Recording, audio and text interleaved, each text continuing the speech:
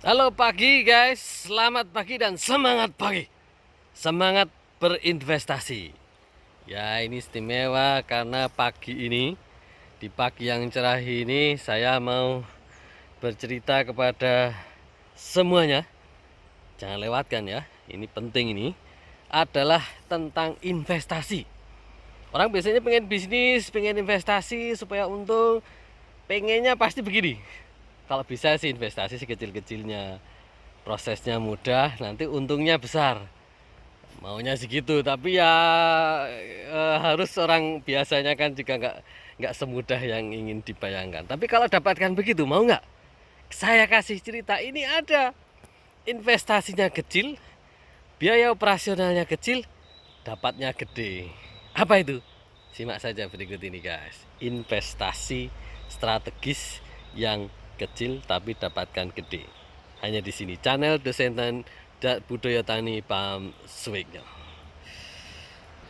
Baik, gini guys.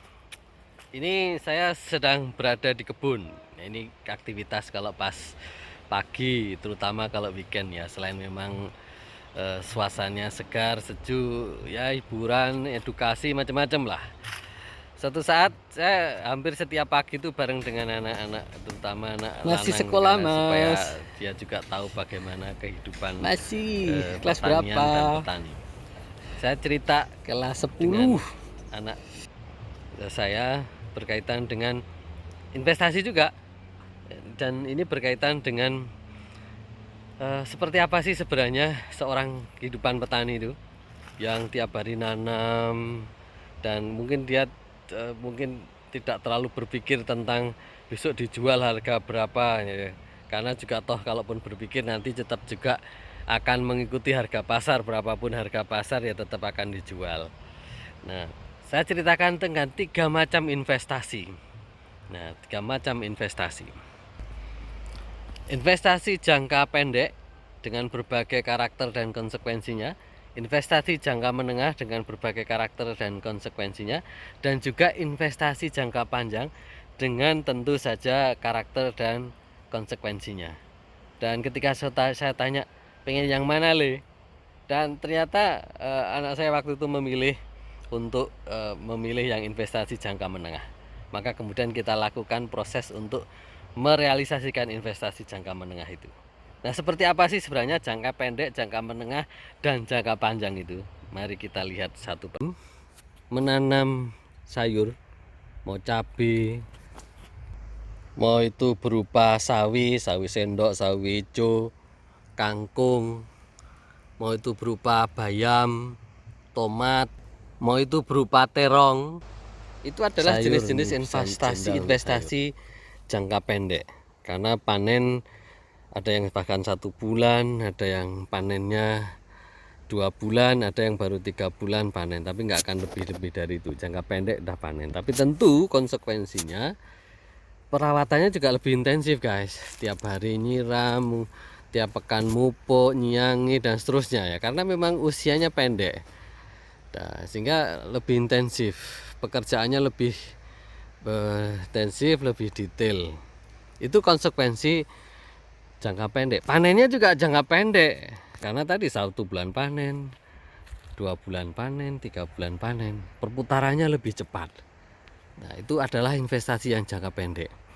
Kalau pas nemu harga misalnya cabai ya bagus, pernah sampai 100.000 bahkan lebih, ya itu suatu keuntungan juga itu. Tapi kalau pas lagi nggak nemu ya harga cabai 5.000, harga terong 1.000, harga tomat 600 rupiah dan seterusnya. Itu hal yang memang tidak diharapkan tapi kadang terjadi, karena memang petani tidak, atau jarang petani yang dia langsung berada di dalam mekanisme pasar, sehingga dia menyerahkan mekanisme pasar murni ke orang lain. Kalau dia punya pasar sendiri ya dia bisa atur sendiri. Tapi itu adalah investasi jangka pendek, dan banyak petani juga yang mengambil investasi jangka pendek ini. Kalau bagi yang petani murni, dia memang sehari-hari bekerja di sawah, maka tidak ada persoalan dengan waktu dan lain-lain. Tapi bagi orang yang sifatnya sambilan, pegawai negeri atau karyawan dan seterusnya yang biasanya sambilan, maka investasi jangka pendek ini nggak cocok, karena mereka biasanya waktunya adalah waktu terbatas, sehingga nggak bisa tiap hari ya. Padahal tanaman kalau nanti, apalagi kalau musim kering, nggak tiap hari disiram, kering nanti guys. Sehingga ini investasi jangka pendek, karakter dan juga konsekuensinya. Nah, Anda pilih yang mana, jangka pendek atau yang jangka menengah berikut? Investasi jangka menengah itu apa? Ini nanam tanaman pohon tapi adalah pohon buah-buahan. Salah satunya ini adalah alpukat, dan ini ada judulnya adalah alpukat mentega aligator. Dan tanaman buah itu juga macam-macam, Anda tinggal milih mau yang mana. Tentu kalau pilihan terbaik adalah yang punya nilai ekonomi tinggi. Sama-sama menunggu 3 tahun, 4 tahun, 5 tahun, tapi nanti ketika panen dapatkan harga bagus karena nilai ekonominya tinggi. Salah satunya ini adalah durian. Durian ada durian montong, durian bawo, durian musangking, apalagi macam-macam durian ya. Dan Anda bisa memilih yang mana. Nah, pada prinsipnya adalah jenis investasi jangka menengah itu berupa buah-buahan. Apapun itu, karena biasanya sekitar 3 tahun, 4 tahun, 5 tahun itu nanti sudah panen. Ada mangga, jambu, jeruk, segala macam itu. Dan itu tidak terlalu intensif jambu, dan ini sudah Anda bisa setting buah. Cara menyiramnya dengan selang, atau kalau memang harus manual itu nggak harus tiap hari, mungkin 2 hari sekali atau apa. Yang jelas pupuknya juga tidak harus setiap pekan, ada yang 2 pekanan, ada yang bahkan 1 bulan baru dipupuk, dan hasilnya nanti tetap bisa dilihat. Meskipun nanti tentu beda antara yang misalnya dipupuk tiap 2 pekan dengan yang dipupuk setiap bulan. Termasuk ini adalah nangka kalau di Jogja, karena ini sumber untuk bahan baku membuat gudeg, makanan khas Jogja. Jadi ini juga jangka menengah juga, meskipun nilai ekonominya tidak setinggi kalau durian. Tapi boleh jadi kalau jumlahnya banyak, karena dalam satu pohon itu kalau pas berbuah banyak sekali ya kan beda juga.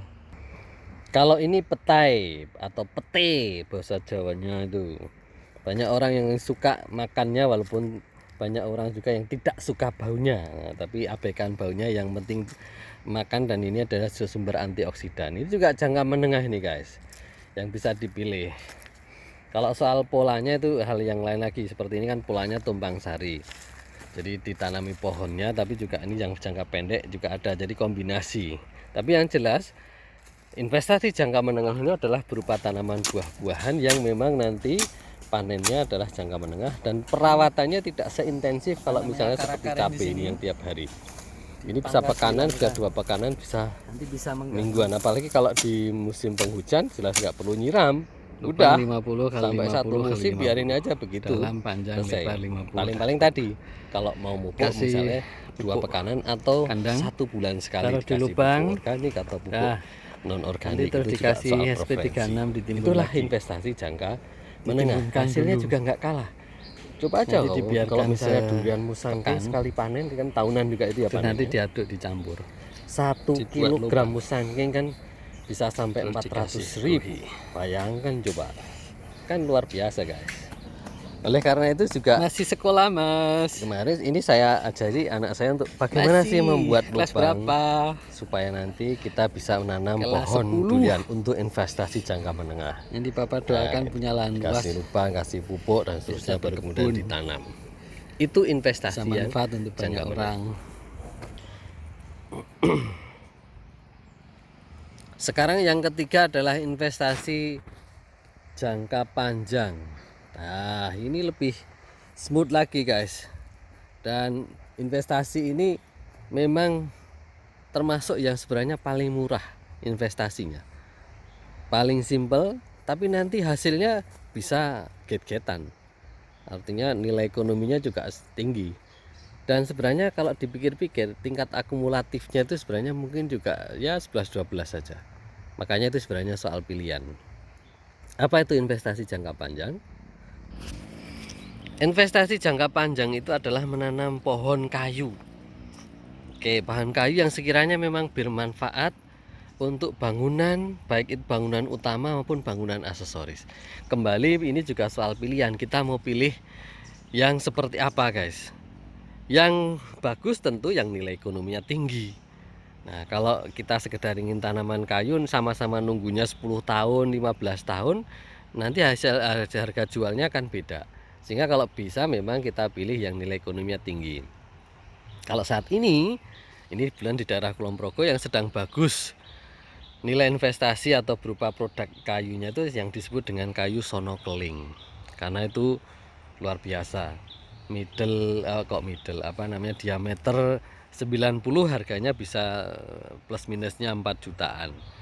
Anda bisa bayangkan, dan itu Sono keling. dipelihara kira-kira 15 tahun untuk dapatkan lingkaran 90 cm itu. Kalau Jejer. jati, apalagi mahoni, jelas jauh di bawahnya. Orang bilang jati the best. Oke, tapi sekarang kalau di Kulon Progo ini tentu juga dalihnya di penuh loh, berbagai guys. daerah, kalau sama sono keling jauh kalah. Ini diameter 90. Itu pilihan itu guys. Kok diameter tuh? Kok saya bilang kenapa paling murah? Lingkar. Anda misalnya menanam jati guys. Dalihnya penuh, guys. Oke, Anda nanam jati guys. Ini contoh jati. Anda misalnya milih jati mas, itu harga bibitnya kan nggak nyampe 100.000 satu pohonnya. Dan konon katanya ketika dipelihara sampai 10 tahun bisa didapatkan 30 cm ya, diameternya. Itu sudah laku. Nah, ada juga sengon. Sengon itu lebih murah lagi, harganya nggak sampai 50.000. Yang sekiranya cahaya Kalau nggak salah sekitar 20-an ribu satu pohon itu. Terus atau albasiah dibuat lubang. albasiah valcatara. Terus Besiah dikasih bahasa kulit. Jawanya itu. Nah, itu cukup dikasih tempat Taruh di lubang. terus kemudian Nah, kita sekali Nanti ngasih terus dikasih pupuk, SP36 nanti ditimbun udah lagi. ditunggu. Kalau kita nanamnya pas musim Kokopit penghujan, ditebus. kita nggak usah nyiram. Kalau kita nanamnya di musim kemarau, nyiram sampai sekiranya dia akan dipastikan tumbuh. Itu aja. Setelah itu udah serahkan sama yang kuasa, serahkan sama yang ngecat lombok. Artinya kita nggak perlu banyak intervensi di situ. Kalau semales-malesnya kita tinggal udah dibiarkan aja, nanti 10 tahun kita datang itu pohon itu sudah bisa dipanen. Tapi kalau mau lebih bagus tentu ya kalau ada gulmannya, ada penjarangan dan lain itu perlu dilakukan. Tapi tadi semales-malesnya misalnya kita nggak mau ngapa-ngapain, cukup sekali waktu nanam dikasih dengan pupuk kandang, dah pupuk begitu organik. hidup dah serahkan sama yang ngecat lombok, serahkan sama yang kuasa. Dikasih hujan, air, dikasih seterusnya, nanti kita tinggal panen motong. Kalau tadi 15 tahun kita nanam sono keling dengan dapat middle 90 bisa dapat 4 jutaan satu pohon. Kalau nanamnya 10 kan sudah 45 juta guys. 40 juta, 45 juta, luar biasa guys. Tanpa satu effort yang macam-macam. Ini adalah investasi yang sangat strategis. Maka kalau Anda punya lahan, Anda tidak tanami, aduh, ini satu kebodohan yang jangan dipelihara. Kalau punya lahan minimal dikasih pohon tencep sekali aja, tinggal pergi. Anda mau jadi pegawai, Anda mau jadi karyawan, Anda mau jadi bisnismen kemana-mana, nanti Anda balik ke lahan setahun sekali sajalah misalnya gitu. Itu nanti Anda sudah pangling, lihat oh udah gede, nanti balik lagi udah gede, suatu saat tinggal motong aja. Nah, kalaupun misalnya Anda nggak mau motongnya dan biarkan untuk anak cucu, ya nanti akan tetap seiring waktu juga akan besar. Ya, awalnya semuanya butuh lahan, baik yang investasi jangka pendek, investasi jangka menengah maupun investasi jangka panjang itu butuh lahan. Itu guys. Jadi investasi baik jangka pendek, jangka menengah maupun jangka panjang itu butuh lahan. Tapi kalau Anda punya lahan, investasi jangka pendek dilakukan dengan alasan waktu, investasi jangka menengah juga tidak dilakukan dengan alasan waktu, pun investasi jangka panjang tidak dilakukan dengan alasan karena waktu, itu suatu kerugian. Minimal Anda punya investasi jangka panjang, kasih tanam pohon. Pohon sono keling itu kalau bisa tumbuh sekali tanam atau sekali tumbuh, Ini sono keling kecil. terus akan tumbuh karena akarnya terus. Jati juga bisa dari bijinya jatuh nanti akan tumbuh. Apalagi kalau mahoni itu udah makin ngombro-ngombro karu-karuan, itu cepat sekali, mudah sekali tumbuhnya. Itu guys cerita tentang investasi guys. Anda sekarang pilih yang mana guys? Mau pilih yang jangka pendek tapi dengan intensif, jangka menengah tidak terlalu intensif, jangka panjang cul-culan dah. Beli bibit, kasih pupuk, dah selesai urusan. Sudah ada yang merawat, yang menghidupkan bukan kita, wis sudah ada yang menghidupkan. Nanti Anda tinggal panen saja. syukuri nikmat kehidupan. Jadilah petani yang cerdas, jadilah petani yang berbudaya juga, dengan tetap berpeduli kepada lingkungan. Anda nanam pohon, satu pohon itu adalah sumber kehidupan. Di bawah sebagai water pumping, di atas sebagai penghasil oksigen. Kita berkontribusi terhadap lingkungan, menjaga tetap asri, tetap hijau, tetap sejuk, tapi juga suatu saat kita dapatkan nilai ekonominya. Selamat berinvestasi guys. Salam sehat selalu dari channel Dosen Tani Budaya Tani Paham Suwekno. Sukses selalu untuk semuanya. Jangan lupa like and share and subscribe. Sehat selalu, murah rezeki. Amin. Salam.